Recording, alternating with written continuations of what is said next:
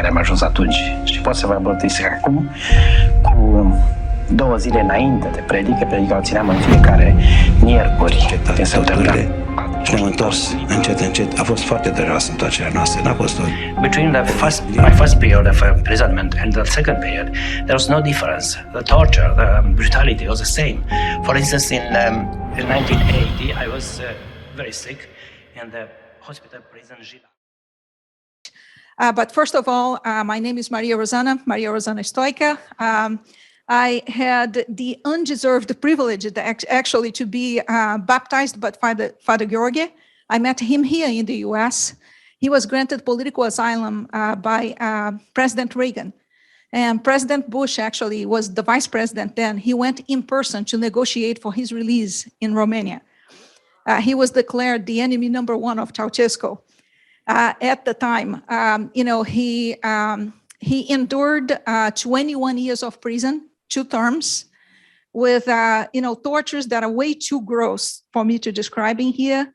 What really got him in prison for the second time, when he saw atheism that was taking the youth in Romania, he was actually teaching seminary. This was after he came out of prison for the first time.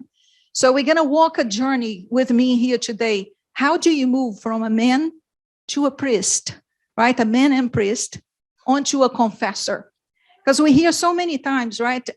Confessor X, what does it really mean to be a confessor for the Orthodox faith? So in the middle of a lot of oppression, there was one night alone. And this is all I learned after the fact. One night alone to spread horror in Romania. When the communists came to power, they went randomly into the houses and removed peasants, doctors, lawyers, and 26,000 people in one night. That is a tactic very well known, to spread fear. So people say, well, if those prisons, Gila, I'm going to show you the map of all of the gulags in Romania, and those things are happening around the world right now. You turn on the channels and you look at the news. Do you hear anything about that? If you see what is happening in Africa, children being decapitated in front of their parents. And what Father George did, was quite unique. He was, a man of short stature, but a giant of faith. And even Nasha Adriana, his wife, Preotasa Adriana Matushka is Preotasa in the Romanian. And by the way, I'm not Romanian, I'm Italian, right? But our journey, my journey with Father Gheorghe here in the US, it really transformed my life. And I'll tell you a little bit of how this happened. And Nasha Adriana told me that Nasha is a godmother. She's my baptism godmother, right? So this is from him, actually, my baptism cross. And what Nasha Adriana told me is when Father wrote his 7th sermon, and he said, Adriana, I know what is going to happen, when I deliver this talk. And she said that they were very, very afraid. He knew that he was probably going to be killed. And it was the most incredible story. In Radovoda, in Bucharest, there are very tall walls. What happened is when he said, I cannot, even if it's going to cost my life, I cannot allow the youth of Romania to be corrupted by materialism.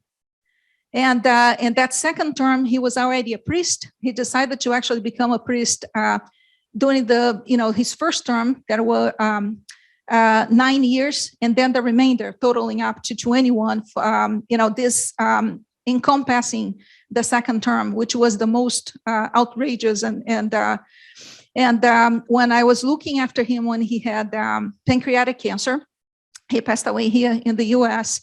Then the doctors were looking and said, was he in construction? What kind of business was he?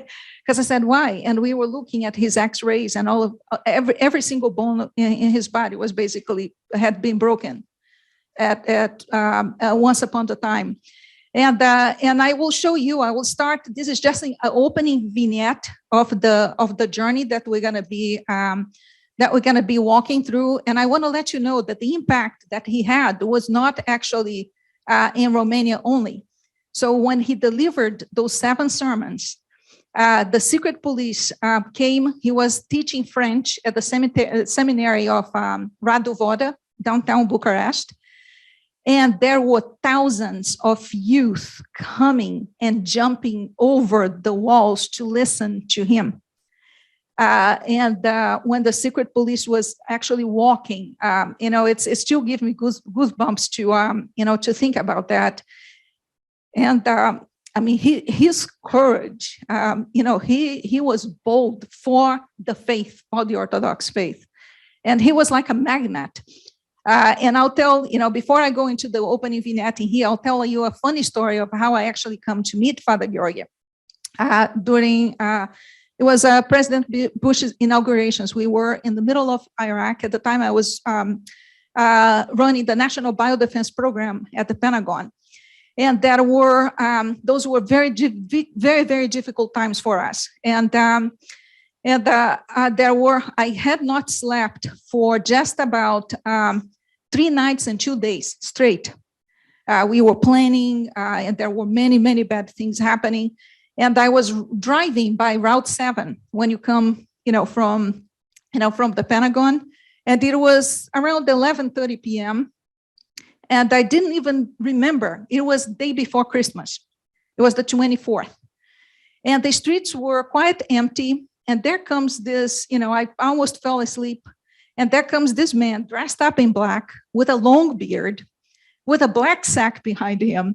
And I slammed the brakes. I literally almost ran over him.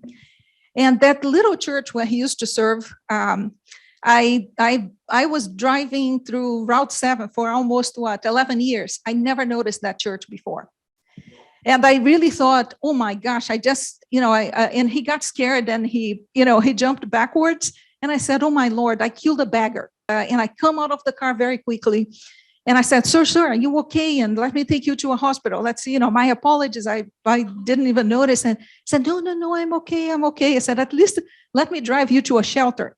It's cold, and he looks at me and said, no, I have a home. And he smiled, and I said, okay, then let me drive you home. And he said, okay, fair enough, because I want to make sure that he was okay. So he gets this huge construction, those black heavy duty, right, construction bags. He goes in there and he actually gets into the car, and he asked me to make a U-turn. We were right across from the church. He was coming from the Target parking lot, bringing Christmas decoration to the church. And I did not know that. So he comes in and he asked me to stop the car, and I stopped the car and I look around and said, well, I don't see a house, but I said, oh, that's a church. I said, he's truly a beggar, because beggars sometimes sleep at church, right? In Italy, they do that all the time. So he comes out of the car and he gets his bag, and I said, are you sure, sir? You don't need a shelter? He said, yeah, I'm 100% sure. So he pulls, reaches out to his pocket, gets a key, and to my surprise, opens the church door. And he looks at me, it is quite incredible. And this is just one of the stories. He looks at me and he says, welcome home. And it was the first time that I actually saw an Orthodox church in my life. And I saw these icons like staring at me, and he went on and he said, I've been waiting for you. And I just heard him saying this sentence again when he was dying at the hospital. And when he told me, I said, Rosana, Maria, and he gave me the baptism name Maria. I was baptized on Christmas Day of 2005. And you're going to see a couple of pictures too. He never asked me to become Orthodox, nothing. And he was like full of life and joy, never complained about anything. You could talk to him about anything, medicine. The first time that they took him to prison, he was actually going to med school. But I think God wanted him to be really a physician of souls, right? Very different mission. And when he was dying, he said, I told you, Maria, that I was waiting for you. God, I've been through a lot of suffering, and God needed to send me help so that I wouldn't suffer too much during my final stage.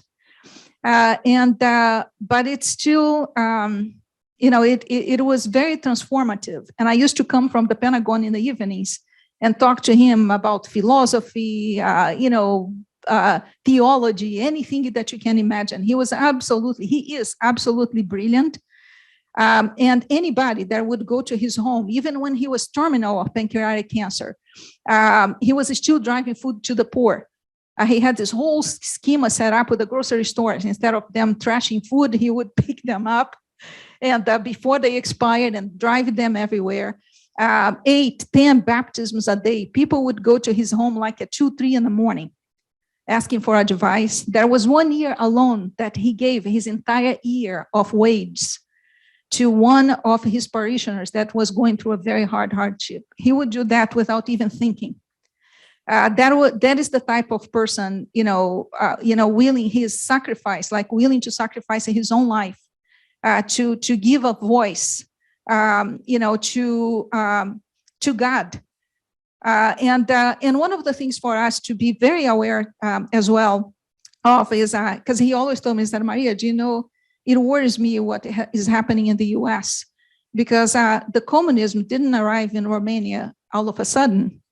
He said it was little by little. And he said, do you know when everything started? When they removed God from school and they started rewriting books, rewriting history. But that, that brave man of little stature, really, really humble, to the very end. He would always stay in the back and invited until somebody, wait until somebody invited him to the front. His entire life was serving other people. So without further delay, this is just to give you an opening vignette.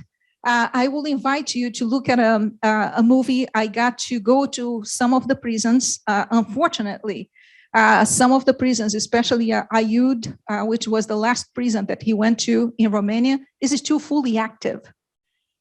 Some of them Pitești, they demolished it. And what they want to do, he was a part of the experiment. What they want to do was to create a new culture, and create a generational gap. They were rewarding kids for turning their parents, is your dad, mommy talking about the government? And there would be rewards that would be given to them. If they would ask, they actually asked him, to go and, hurt his family, hurt his wife, and you had to do it blindly. So that was the type of experiment that they were trying to do. And I'm going to show you some of the footages of the prisons. Also, I'm most thankful to, a colleague from Greece who actually got this footage and did a beautiful thing with it, my plain movie. And let me do that as the opening vignette. And then we jump into the presentation, okay? Bear with me.